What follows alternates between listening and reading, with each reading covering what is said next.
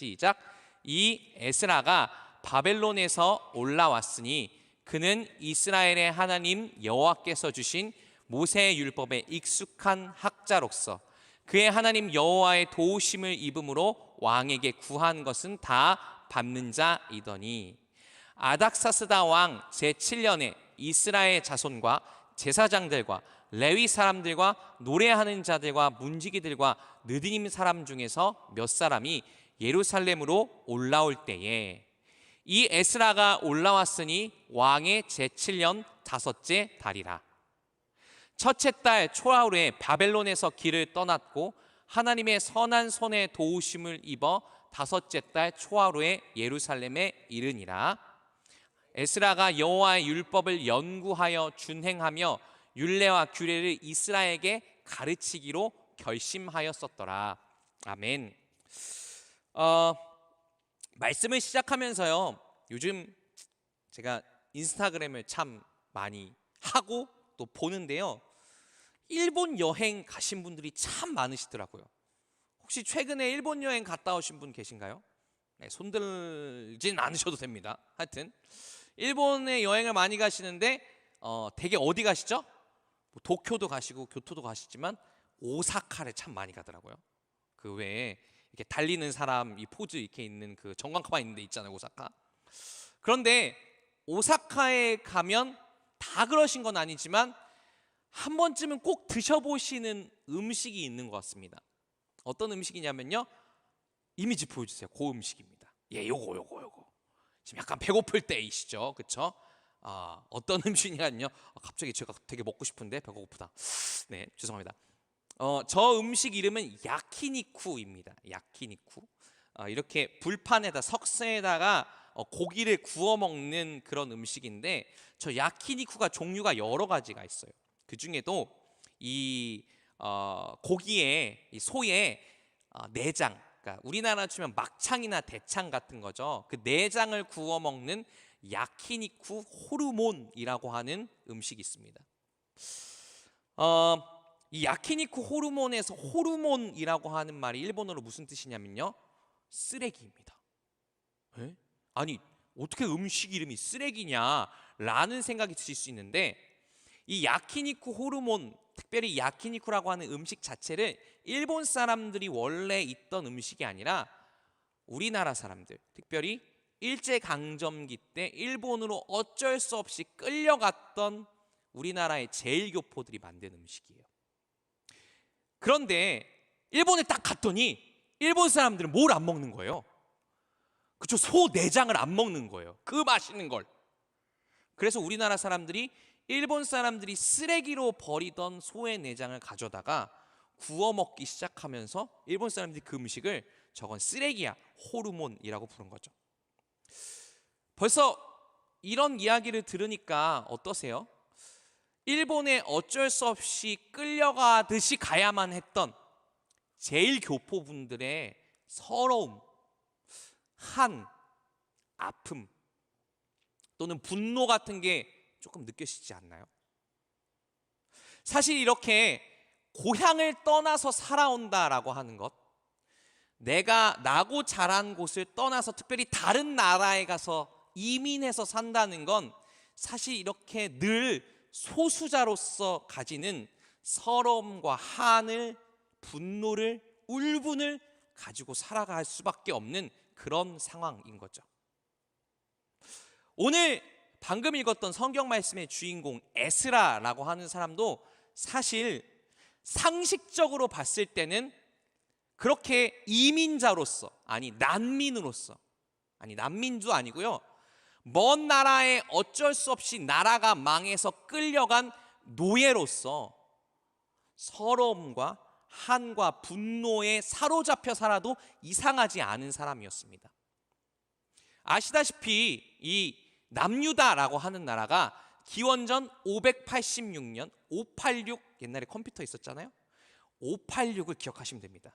기원전 586년에 멸망당했습니다. 그리고 그 나라에 살던 사람들을 죄다 바빌로니아가 수천 킬로 떨어져 있는 바빌론으로 포로로 끌고 갔죠. 노예로 끌고 갔어요. 에스라는 지금 말도 제대로 통하지 않았던 그 바빌로니아에서 태어난 남유다 백성 2세대입니다. 소수자로서 아마 엄청 차별을 많이 당했을 거예요. 엄청 고통을 많이 당했을 거예요. 나는 왜 하필이면 남유다 사람으로 태어나서 이렇게 차별받고 살아야 하나 라고 하는 생각을 충분히 했을 법한 사람이에요. 그런 서러움과 환과 분노 때문에 거기에 사로잡혀서 모든 일을, 매사를, 세상을 삐딱하게 보고 부정적인 것만 보고 부정적인 생각만 하면서 인생을 그렇게 안타깝게 살아가도 이상하지 않을 사람이 누구였어요? 에스라였습니다. 자, 그런데 오늘 성경 말씀은 에스라가 그렇게 소수자로서 왜 언더독 컴플렉스라고 하죠. 자신의 한과 어려움과 분노에 사로잡힌 삶을 살지 않았다라고 이야기합니다. 우리 에스라서 7장 6절의 말씀을 혹시 세 번역으로 띄워주시면 감사하겠습니다. 네, 우리 한마음 한뜻 한 목소리 읽어볼게요. 시작. 바로 그 에스라가 바빌로니아에서 돌아왔다. 그는 주 이스라엘의 하나님이 주신 모세의 율법에 능통한 학자이다. 주 하나님이 그를 잘 보살피셨으므로 왕은 에스라가 요청하는 것은 무엇이나 다 주었다. 아멘. 방금 마지막에 읽었던 그 부분 되게 재밌지 않아요? 왕이 에스라한테 에스라가 원하는 걸 어떻게 해줬대요? 다 들어줬대요. 뭐 에스라가 대단한 사람이라고? 여러분, 상대방은 지금 바빌로니아라고 하는 대제국의 왕입니다. 에스라 앞에서는 꿀릴 게 없는 사람이에요. 그런데 사실 에스라가 왕의 명령을 다 들어줘도 이상하지 않은 상황에 지금 반대의 상황이 벌어진 거죠. 이 관계가 약간 역전된 거예요. 에스라가 말만 하면 왕이 그래 해, 오케이 그래 네 말대로 해 라고 하는 상황이 벌어진 거죠. 대체 이게 어떻게 가능한 일이었을까? 여러 이유를 추측해 보건데 합리적으로 추측해 보건데 이거밖에 설명이 안 되는 것 같아요. 에스라가 왕의 눈에, 아니 왕의 마음에 쏙 드는 괜찮은 사람이었던 겁니다. 요즘 표현으로 하자면 에스라는 인간적인 매력이 뿜뿜 넘치는 사람이었던 거예요. 에스라는 자체적으로 마치 그 매력이 철철철 흘러나오는 사람이었던 거예요. 왜 그런 사람들 있잖아요. 이렇게 사람 만나면 저 사람이랑은 좀 더 이야기를 해보고 싶다. 저 사람의 표정만 봐도 막 내 마음이 따뜻해지는 것 같고, 저 사람이랑 대화를 나누면 나눌수록 뭔가 저 사람에 대해서 더 알고 싶어지는 그런 묘한 매력이 있는 사람 있지 않아요? 에스라가 그런 사람이 아니었을까? 그래서 왕의 마음을 쏙 뺏었던 것이 아닐까? 그렇게 한번 추측을 해볼 수 있을 것 같아요. 자, 그런데 궁금하죠? 에스라는 그럼 어떻게 왕의 마음을 얻을 수 있었을까? 자, 그 이유가 우리 6절 말씀, 방금 읽었던 말씀 속에 들어가 있습니다. 자, 다시 한번 6절 말씀을 읽어볼게요. 시작. 바로 그 에스라가 바빌로니아에서 돌아왔다. 그는 주 이스라엘의 하나님의 주신 모세의 율법에 능통한 학자이다. 주 하나님이 그를 잘 보살피셨으므로. 아멘. 자, 에스라가 왕의 그 총애를 받을 수 있었던 중요한 이유는 뭐였대요? 하나님이 어떻게 했다? 에스라를 돌봐주셨다. 하나님이 에스라를 잘 보살펴 주시고 하나님이 에스라의 뒤편에 있는 백이 되주셨기 때문에 왕의 마음에 그가 쏙 들 수 있었던 거죠. 근데 에스라가 그렇게 하나님의 돌보심 가운데 있기 위해서 했던 거, 할 수 있었던 건 딱 하나였습니다. 아무것도 없었을 거잖아요. 에스라는 지금 노예입니다. 끌려왔어요. 에스라가 막 공부를 한다고 해서 난민으로서, 아니 노예로서 이 바빌로니아 땅에서 뭔가 성취를 할 수 있는 게 있었을까요? 이뤄낼 수 있는 게 있었을까요?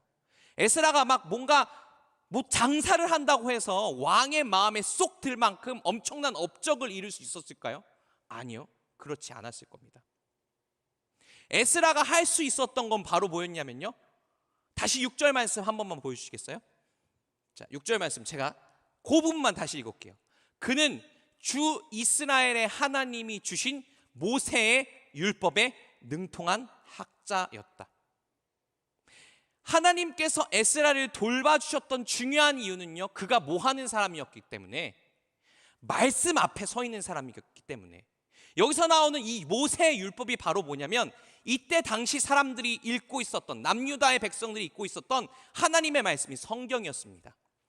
그가 하나님 말씀 앞에 서 있었던 사람이었기 때문에 하나님께서 그를 돌봐주셨고, 그리고 그 덕분에 에스라가 왕의 마음에 쏙 드는 사람이 될 수 있었던 거죠.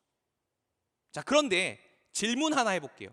방금 말씀해 보면 에스라가 하나님 말씀에 능통한 학자였다라고 이야기합니다. 이 표현만 보면 어떤 생각이 들 수 있어요? 아, 에스라는 성경을 되게 많이 공부한, 그 성경에 대해서 이렇게 좔좔잘 이렇게 탁 건드리면 이야기가 나오는 지식인이었구나라는 생각이 들 수 있습니다. 아, 성경에 대한 인포메이션이 많은 사람이었구나라는 생각이 들 수 있어요. 왜 그런 사람들 있잖아요. 딱 이렇게 이야기하다 보면 예수님 12제자의 이름을 무슨 자기 엄마 아빠 이름보다 더 빨리 말하는 사람, 12지파의 이름을 다 깨고 있는 사람, 성경에 무슨 일이 일어났다라고 하는 걸 다 알고 있는 사람, 그런 사람 있잖아요. 에스라가 그런 사람이었던 걸까요? 만약에 여러분 에스라가 그런 사람이었다고 한다면 왕 앞에서 그렇게 매력 있는 사람으로 보이기는 힘들었을 겁니다. 오히려 에스라는 성경에 대한 지식도 있지만 그 인포메이션을 축적한 게 아니라 말씀 앞에 서서 그 말씀대로 살아가려고 애썼기 때문에, 발버둥 쳤기 때문에 그 마음의 내면이, 그 삶의 행실이, 그 삶의 모습이 하나님 보시기에 아름답게 변화된, 트랜스포메이션 된 사람이었을 거예요. 그렇기 때문에 에스라가, 그 내면이 말씀으로 새롭게 된 사람이었기 때문에 에스라가 그렇게 아닥사스다 왕, 바빌론 왕 앞에서도 철철 넘치는 인간미를 뽐낼 수 있었던 거죠. 흔히 사람들은 사람은 변하지 않는다라고 이야기합니다. 사람의 내면은 참 변화시키기 어렵고 아름다워지기 어렵다라고 이야기합니다. 그런데 성경 속에는 이렇게 에스라처럼 하나님 말씀 때문에 그 내면이 아름다워지고 강해진 사람들이 참 많습니다.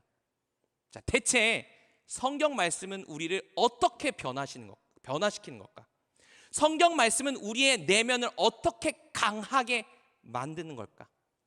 오늘 그 질문에 대한 답을요, 말씀에 대한 시편이라고 할 수 있는 시편 119편의 말씀 속에서 한번 찾아보도록 할게요. 일단 첫 번째로요, 말씀은요 우리를 두 가지 위기로부터 지켜줌으로써 우리의 마음을 강하게 하는데요, 첫 번째 위기는 이런 겁니다. 어떤 위기냐면요, 멘붕의 위기예요. 혹시 최근에 여러분 멘붕 해보신 적 있으신가요? 멘탈이 붕괴하는 것 같은 경험을 해보신 적 있으신가요? 이 멘붕이란 말이 좀 낯선 분들이 계시다면, 내 마음이 마치 절벽에서 이렇게 굴러떨어지는 것 같은 덜컥하는 경험을 해보신 적 있으신가요?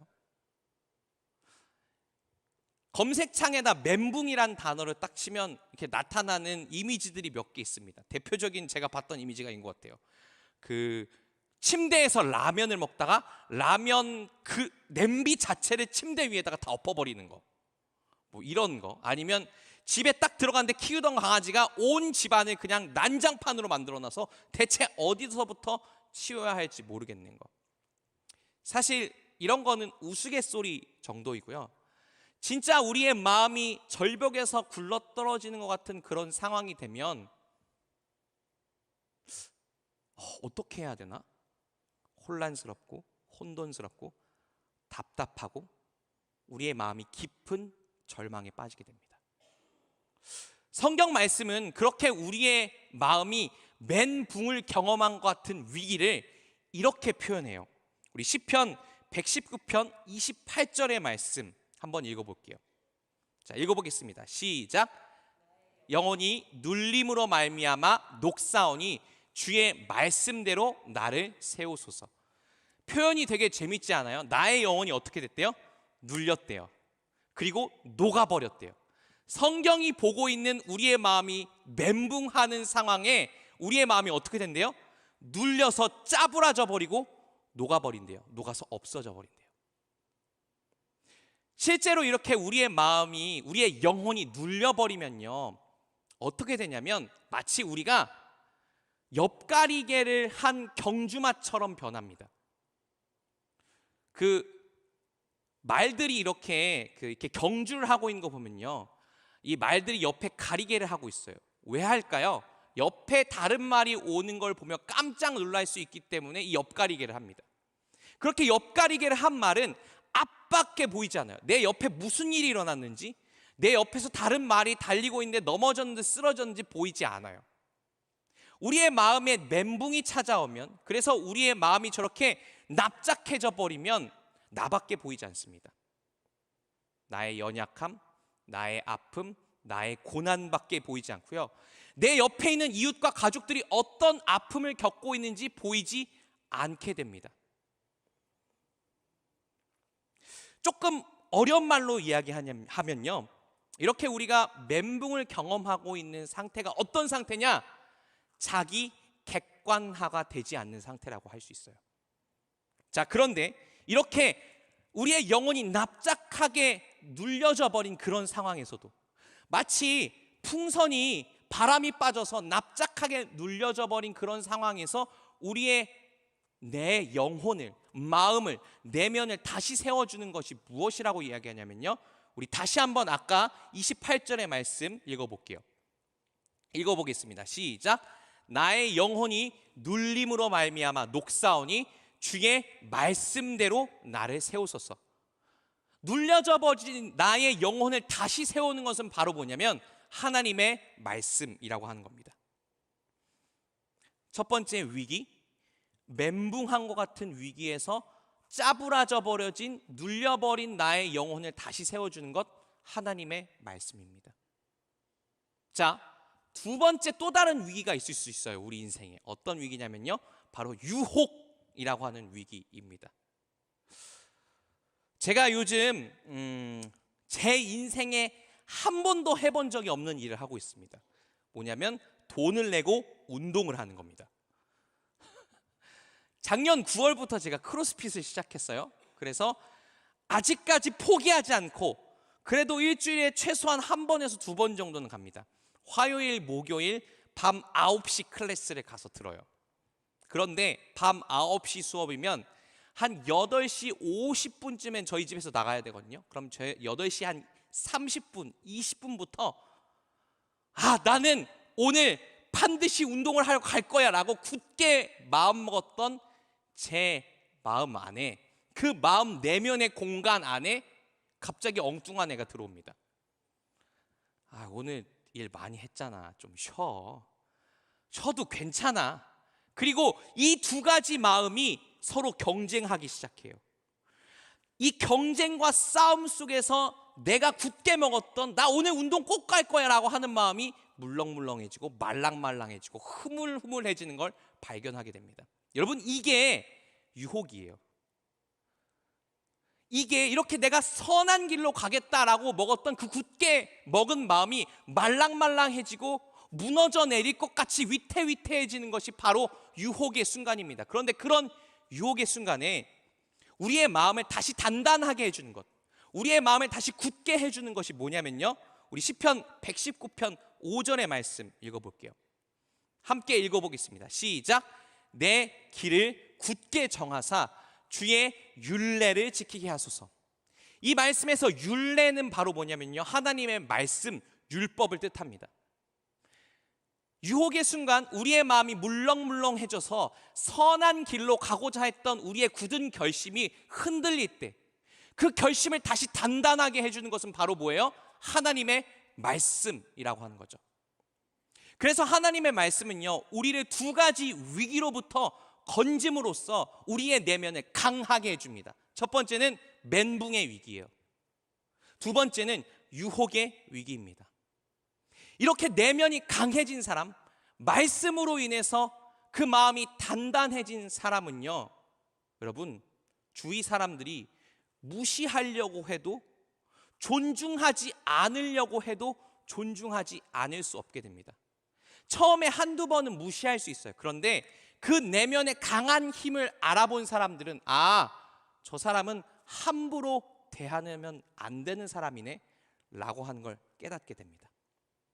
부디 우리 예배드리고 있는 모두가 하나님의 말씀으로 그 내면이 강해져서 존중받는 삶을 살 수 있게 되길 축복합니다. 두 번째로요, 하나님의 말씀은 이 시편 119편에 따르면 우리의 마음의 넓이를 넓혀주는데요, 시편 119편에 읽다 보면 굉장히 재밌는 표현이 하나 나옵니다. 우리 70절 말씀, 시편 119편 70절 말씀을 개역개정 성경으로 읽어볼게요. 자, 읽어보겠습니다. 시작. 그들의 마음은 살쪄서 기름덩이 같으나 나는 주의 법을 즐거워하나이다. 아멘. 저같이 약간 베들레헴이 부흥된 사람에게는 되게 약간 화가 나는 표현이에요. 뭐가 화가 나냐면, 아니 몸에 살이 찌는 것도 참 마음이 아픈데 마음에도 살이 찐다고. 근데 궁금하지 않으세요? 마음에 살이 찌는 게 뭐죠? 마음이 살쪄서 기름덩이 같이 되는 게 대체 무슨 의미를 담고 있는 걸까? 자, 다른 성경 말씀 볼게요. 우리 시편 119편 70절을 세 번역으로 한번 읽어보겠습니다. 자, 읽어보겠습니다. 시작. 그들의 마음은 무뎌 분별력을 잃었으나 나는 주님의 법을 즐거워합니다. 자, 쉬운 성경은 이 말씀, 마음에 살이 쪘다는 걸 이렇게 표현합니다. 자, 보여주세요. 제가 읽어드릴게요. 그들의 마음은 차디차고 아무런 느낌이 없습니다. 그러나 나는 주님의 법을 기뻐합니다. 자, 이걸 현대어 성경은 또 이렇게 번역합니다.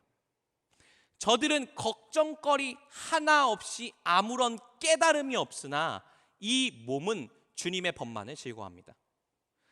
여러분, 마음에 살이 쪘다는 건 뭐냐면요, 마음이 무뎌져서 주변 사람들에게 막 힘든 일이 생기고 주변 사람들이 눈물 흘리고 슬퍼하고 있는데 주변 사람들의 마음은 걱정으로 가득한데 나 혼자 괜찮다고 걱정하지 않는 거예요. 마음의 공감 능력을 상실한 상태입니다. 울어야 할 때 울지 못하고 함께 웃어야 할 때 웃지 못하는 상태가 바로 마음에 살이 찐 상태예요. 예수님께서 제자들에게 이렇게 말씀하셨죠. 죄송합니다. 사도 바울이 이렇게 이야기했습니다. 그리스도인은 어떤 사람이냐면 우는 자들과 함께 울고 웃는 자들과 함께 웃는 사람이다.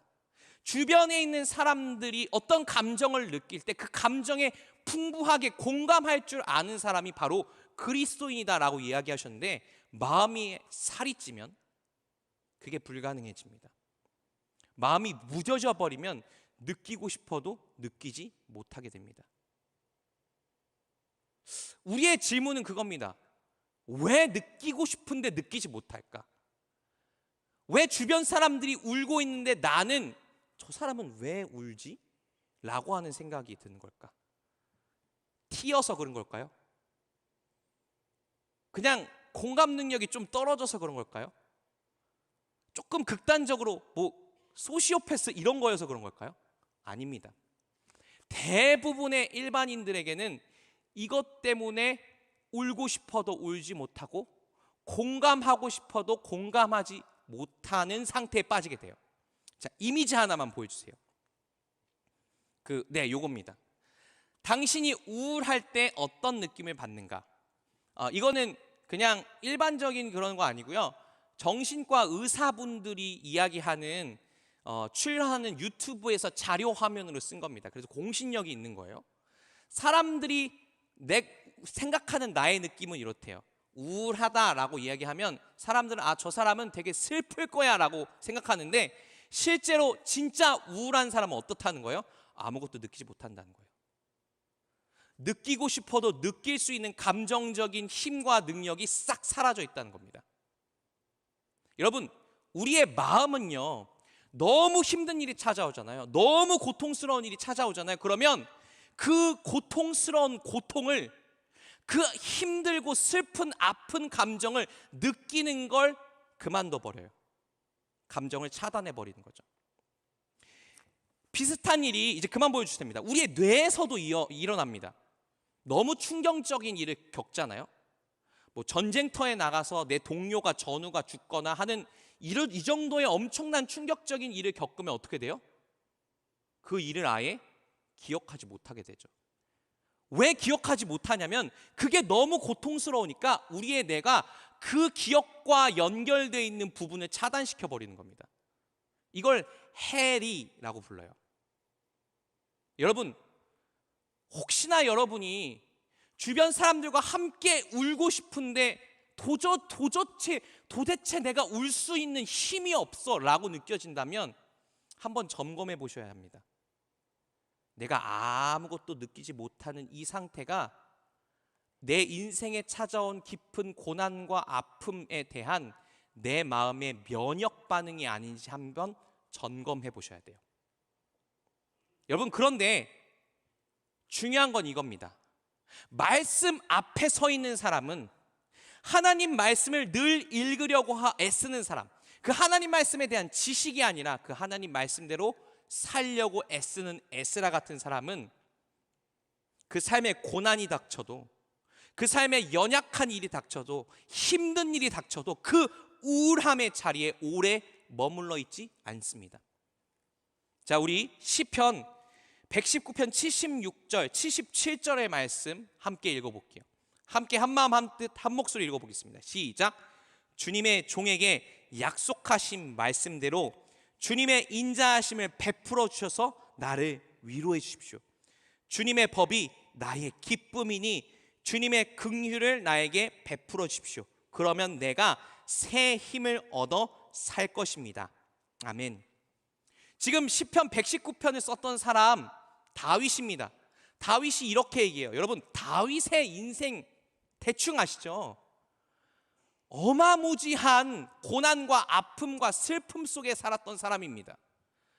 자기가 믿었던 사울 왕이 자기를 시기질투해서 죽이려고 했고요. 그리고 자기가 사랑했던 아들이 반란을 일으켜서 자신의 목숨을 노렸습니다. 아무리 봐도 깊은 우울감에 사로잡혀 살아도 이상하지 않은 사람이 다윗이에요. 그런데 다윗이 이렇게 이야기합니다. 주님의 법은, 주님의 말씀은 나의 기쁨입니다. 주님의 말씀은 나에게 즐거움을 줍니다. 왜요? 다윗이 성경 덕후여서? 아니요. 하나님께서 성경 말씀을 통해 우리에게 늘 이렇게 이야기하시기 때문에 그래요. 성경 말씀을 어떤 분들 펼쳐보면 성경에는 너무 뭔가 해야 되는 게 많아요. 이것도 해라, 저것도 해라, 이거 하지 말라라고 하는 말씀만 많아요 라고 느끼시는 분들 계실 거예요. 그런데 그 써 있는 문자들 뒤편에서 하나님께서는 말씀을 통해 우리에게 이렇게 말을 걸어오시죠. 내가 너를 사랑한다. 이 성경 말씀의 핵심, 이 성경 말씀을 통해서 증거되고 있는 분이 누구입니까? 예수 그리스도입니다. 그 예수님께서 이 땅에 오셔서 하신 가장 중요한 일이 뭐예요? 우리와 함께하는 것. 우리를 끝까지 사랑한다는 것을 하나님께서 보여주기 위해 십자가에서 자기 목숨을 내어주신 것. 여러분, 그래서 말씀 앞에 서 있는 사람은요, 내가 지금 경험하고 있는 고난과 아픔 그 뒤편에서 나를 여전히 사랑하시고 나를 향해 말씀하고 계시는 그 하나님이 마치 산과 같이 든든하게 계시다는 것을 믿습니다. 아니, 압니다. 그렇기 때문에 그 삶에 우울한 일들, 그 삶을 다운되게 하는 일들이 닥쳐와도 거기에서 오래 머물러 있지 않고 다시 회복할 수 있는 마음의 내면의 힘이 말씀 앞에 서면 생기게 되는 거예요. 말씀은 그래서 우리의 마음을 어떻게 한다고요? 더 넓게 합니다. 그래서 우리의 말씀이, 하나님의 말씀이 우리의 마음을 그렇게 위로하고 우리의 영혼을 새롭게 하면요, 어떤 일이 일어나냐면요, 내가 겪고 있는 그 삶의 아픔에 사로잡히지 않습니다. 내가 겪고 있는 삶의 연약함에 사로잡혀서 아까 말씀드렸던 것처럼 마치 앞만 보고 있는 경주마처럼 그렇게 나 혼자만 생각하지 않게 됩니다. 여러분, 혹시 여긴 컵이 없네요. 컵 갖다 달라는 얘기는 아닙니다. 컵 있잖아요, 컵. 컵이 쓸모가 있는 이유는 뭐라고 생각하세요? 갑자기 너무 철학적인 질문이라고요? 네. 갑자기 무슨 뚱딴지 같은 얘기를 하는 거야? 컵이 컵으로서 존재할 수 있는 이유는 뭘까요? 컵이 컵으로서 쓸모가 있는 이유는 뭘까요? 컵이 뭐 단단한 걸로 만들어져서? 컵이 여기 손잡이가 달려서? 아니요. 컵이 컵으로서 쓸모가 있을 수 있는 이유는요, 컵에 빈 공간이 있기 때문에 그래요. 우리의 마음이 우리의 마음으로서 누군가에게 위로가 되고 누군가에게 힘이 될 수 있는 이유는요, 우리의 마음에 빈 공간이 있기 때문에 그렇습니다. 우리의 마음에 빈 공간을 만드는 방법은 바로 말씀 앞에 서는 겁니다. 우리의 마음속에 하나님께서 주신 그 위로함을 담아서 내 주변 사람들의 아픔, 내 주변 사람들의 연약함을 마치 내 것처럼 이렇게 가져와서 집어넣을 수 있는 마음의 공간이 있는 사람, 그런 사람이 바로, 그래서 함께 울고 웃을 수 있는 그런 사람이 바로 하나님 말씀 앞에 서 있는 그 내면이 풍성한 사람인 거죠. 마지막 세 번째로요, 하나님 말씀은 우리의 내면을 어떻게 변화시키냐면 우리의 내면을, 우리의 마음을 가치 있게 만듭니다. 존중받을 만하게 만들어요. 무엇이 가치 있는 내면이냐, 한번 이렇게 비유를 해볼게요. 우리의 마음을 감정이 왔다 가는 그릇에 비유한다고 쳐봅시다. 여러분, 어떤 그릇이 가치 있는 그릇이죠? 어떤 그릇이 쓸만한 그릇이죠? 자, 디모데 후서 2장 20절 21절의 말씀 함께 읽어볼게요. 자, 함께 읽어보겠습니다. 시작. 큰 집에는 금그릇과 은그릇만 있는 것이 아니라 나무 그릇과 질그릇도 있어서 어떤 것은 귀하게 쓰이고 어떤 것은 천하게 쓰입니다. 그러므로 누구든지 이러한 것들로부터 자신을 깨끗하게 하면 그는 주인이 온갖 좋은 일에 요긴하게 쓰는 성별된 귀한 그릇이 될 것입니다. 아멘. 성경 말씀은 이렇게 이야기합니다. 깨끗한 그릇이 가치 있는 그릇이다. 금그릇, 은그릇, 재질이 좋은 그릇이 가치 있는 그릇처럼 보이지만 아무리 금그릇이라도 거기에 뭐가 묻어 있어서, 거기에 오염된 물질이 묻어 있어서 주인이 원할 때 그것을 쓰지 못한다고 한다면 그건 쓸모없는 그릇이다. 뭘로 만들어졌는지와 상관없이 깨끗한 그릇이 가장 가치 있는 그릇이라고 성경은 이야기합니다. 여러분, 이 성경의 말씀을 비추어 봤을 때 우리의 내면이 가치가 있으려면, 우리의 내면 안에 좋은 것들이 막 담기려면, 우리의 내면을 통해 다른 사람의 아픔을 내가 이렇게 가져와서 함께 아파주고 함께 울어주고 함께 공감해 주려면 우리의 내면이 어떻게 해야 돼요? 깨끗해야 됩니다. 자, 그런데요, 그렇게 내면을 깨끗하게 할 수 있는 방법이 뭐냐?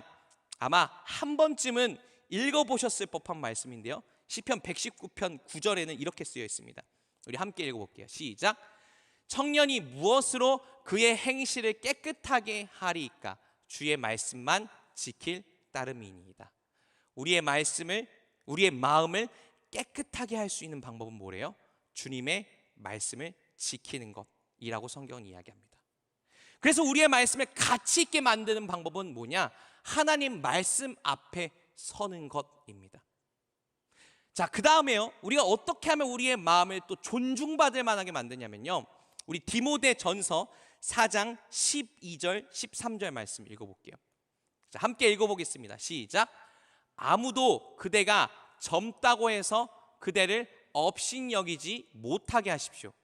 도리어 그대는 말과 행실과 사랑과 믿음과 순결에 있어서 믿는 이들의 본이 되십시오. 내가 갈 때까지 성경을 읽는 일과 권면하는 일과 가르치는 일에 전념하십시오.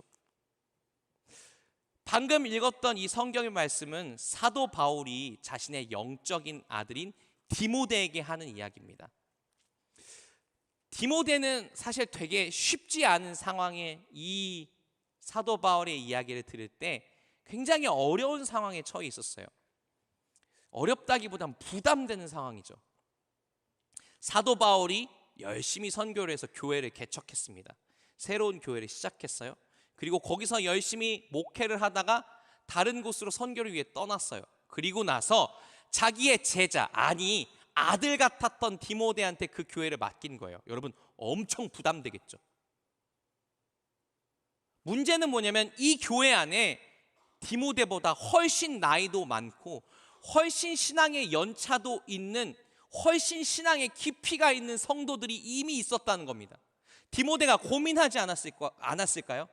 스승님, 제가 어떻게 하면 이 성도들에게 좋은 영향력을 끼칠 수 있을까요? 제가 어떻게 하면 이 성도들에게 존중받으면서 이들을 섬길 수 있을까요? 이런 디모데의 질문에 사도 바울은 이렇게 이야기합니다. 성경을 읽는 일에 전념하라. 성경을 가르치는 일에 전념하라. 성경의 내용을 토대로 당신이 섬기는 성도들에게 삶을 이렇게 사십시오. 인생의 방향성을 제시하는 일에 집중하라. 뭔가 엄청난 걸 하려고 하지 말고 그냥 성경 말씀에 집중하면 성도들이 당신이 섬기는 그 교회의 팔로워들이 당신을 알아서 존중하게 될 것이다. 여러분, 나이와 상관없이 내가 어느 공동체에 가서 정말로 존중받기를 원하신다면 여러분, 말씀 앞에 서시는 걸 게을리하지 않으시길 바랍니다. 나의 내면이 정말로 누군가를 위로할 수 있고 누군가를 사랑할 수 있을 만큼 그렇게 그릇이 넓어지고 내 영혼의 크기가 커지고 싶길 원하신다면 여러분, 말씀 앞에 서는 걸 두려워하지 않으셨으면 좋겠습니다. 이제 말씀을 마칠게요. 말씀을 마치면서요, 너무 오늘 뭐라 그럴까요? 계속 말씀을 읽으세요라고 하는 그런 약간 잔소리 비슷하게 설교가 나간 것 같아서 제 마음속에 약간 눌림이 있습니다. 부담이 있어요. 여러분, 그런데요, 하나님께서는요 어떤 분이시냐면요, 혹시 박찬호 선수 아시나요? 네, 지금 그 메이저리그였다가 지금은 은퇴한 한때 너무 잘 나갔던 야구 선수죠. 박찬호 선수가 은퇴하고 여기저기 인터뷰를 하면서 별명이 하나 생겼습니다. 뭔지 아세요 혹시? 네? TMT, 그쵸? 뭐의 약자냐면 Too Much Talker입니다. 인터뷰를 하면 자기가 메이저리그에서 이런저런 일을 경험했다라고 하는 얘기가 막 줄줄줄줄 쏟아져 나와요. 특별히 뭐에 대한 일을 얘기를 할 때? 야구에 대한 얘기를 할 때. 특별히 누구를 향해서? 자기와 같은 길을 걷고 있는 후배들을 향해서. 마음속에 사랑의 마음이 넘치니까 하고 싶은 말이 너무 많은 거죠. 여러분, 이게 비유가 적절한지 모르겠지만 하나님이 그런 분이세요. 여러분, 성경 말씀이라고 하는 이 책 너무 놀랍지 않나요? 하나님께서는요 자신의 존재를 드러내기 위해 우리와 커뮤니케이션하고 소통하기 위해서 책을 주셨습니다. 우리에게 하고 싶은 말을 여기다가 다 넣어 놓으셨어요. 뭐 할 수 있도록 우리가 언제든지 하나님 말씀을 듣길 원하면 이것을 열어서 볼 수 있도록, 우리가 하나님을 알기 원하면 언제든지 이 책을 열어서, 그게 화장실에서든, 그게 비행기를 타고 있을 때든, 그게 출근하는 버스 안에서든 언제든지 하나님을 만날 수 있도록 하나님은 우리와 소통할 수 있는 통로를 열어두셨어요. 왜요? 우리랑 말하고 싶으시니까. 우리한테 당신이 얼마나 우리를 사랑하는지를 알려주고 싶으시니까. 그래서 저는 사역자로서, 여러분을 섬기는 사람으로서 이야기할 수밖에 없습니다. 여러분, 성경을 읽어야 합니다. 왜요? 그 안에 하나님의 말씀이 들어있기 때문에 그래요. 너를 사랑해. 내가 널 떠나지 않을 거야. 나는 너와 영원히 함께하고 싶어. 지금 쓰러지고 자빠졌지? 괜찮아. 다시 일어나면 돼. 성경 말씀을 통해서 하나님은 늘 그렇게 우리에게 우리의 마음을, 우리의 삶을 강하게 하고 다시 세우는 말씀을 전하길 원하십니다. 부디 우리 모두가 그 말씀 앞에 섬으로 인해서 그 내면이 단단해지고 내면의 넓이가 넓혀지고, 그래서 우리의 마음을 통해서 우리의 내면의 그 넓어진 넓이 덕분에 우리의 주변에 있는 이웃들과 가족들이 우리에게 찾아와 쉬게 되는, 안식을 얻는 그런 놀라운 일들이 일어나길 축복합니다. 우리 시간 말씀을 새기면서 함께 기도했으면 좋겠습니다. 이렇게 기도하면 어떨까요? 하나님, 제가 주님의 말씀 앞에 서게 하여 주시옵소서. 솔직히 하나님, 말씀 읽는 게, 성경 읽는 게 진짜 주님 죄송하지만 어쨌든 귀찮습니다.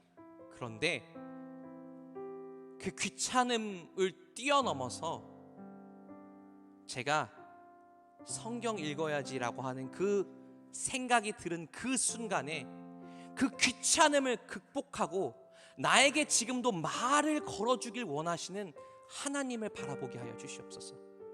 성경을 읽을 수 없는, 너무나도 바쁘고 분주한 나의 삶의 상황을 뛰어넘어서 하나님, 제가 나를 여전히 사랑한다고 속삭여 말씀하시는 주님을 만날 수 있도록, 그리고 그 주님께 믿음으로, 순종으로 반응할 수 있도록 말씀 앞에 서게 해달라고 우리 시간 입술과 마음을 열어 함께 기도하겠습니다. 사랑의 주님, 전능하신 아버지 하나님, 주님은 오늘도 우리를 말씀을 통해 강하게 하길 원하십니다. 주님은 오늘도 우리를 말씀을 통해 변화시키길 원하십니다.